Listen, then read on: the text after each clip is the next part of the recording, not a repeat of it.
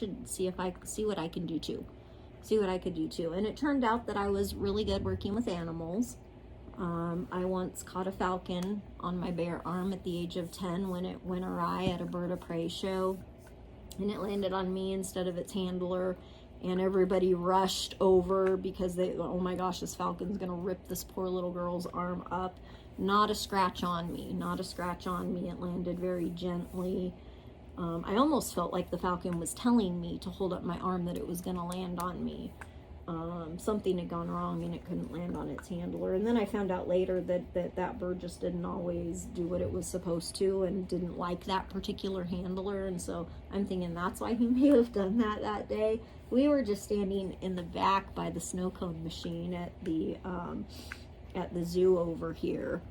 And the bird of prey show was taking place in the big outdoor amphitheater, and they were having birds fly like from the stage all the way across, like over the audience's head and back to a handler in the back. And then the snow cone stand was back behind that handler and had a separate line.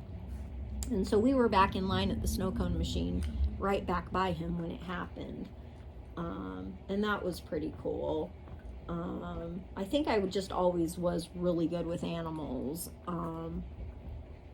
when I was little, and I think people did note that as being like one of my abilities. I got really good studying with my grandma and Sylvia when it came to like I learned how to do like rune and tarot readings. I learned how to do like crystal dowsing. Like I used to be able to find people's lost cars with a crystal swinging on a pendulum, like anywhere in downtown.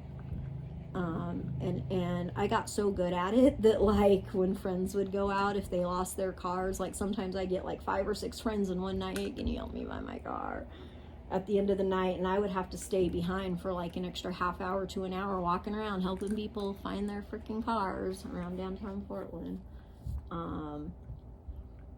So I think that in the Holy Family, we just might be a little predisposed to some of those abilities. And I'm still, who knows, like, where it comes from. Maybe it is a gift from God, But if we are able to do any of that sort of stuff, I think it's really important to preserve our lineage.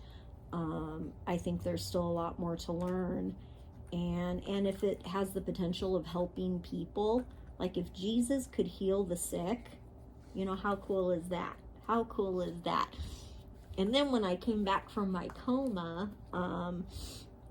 I felt like I brought back a piece of the light with me. I'll have to tell that story in another video of, I did have the typical coma experience of going through the tunnel into the light. Angel came down, grabbed my hand. That'll be another story for another video. It is just like they say. Like I did have the same experience that you hear people having near-death experiences have. And it changed me profoundly. I think I was still very questioning and confused up till then. Like I had just been studying all religions, any religion, every religion. I would go around helping people find their lost cars and trying to do good little miracles like that for people. But that moment changed everything. Like there's nothing like that to make you a believer.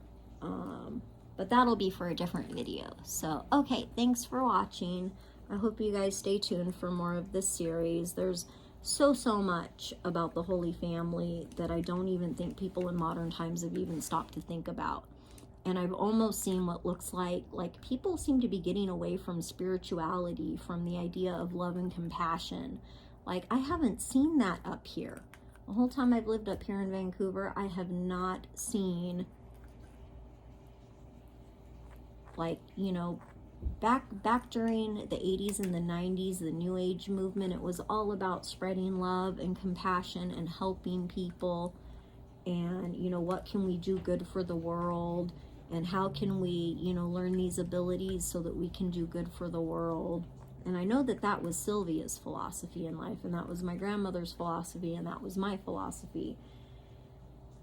And it seems like over the past decade or so, people have really gotten away from that. And, it says in the book of Revelations that in the end there will be, this whole big group of wandering lost, and these people still, like, they're just not gonna get it, and even when they're given the chance to repent, they're still not gonna repent. They're still not gonna get it.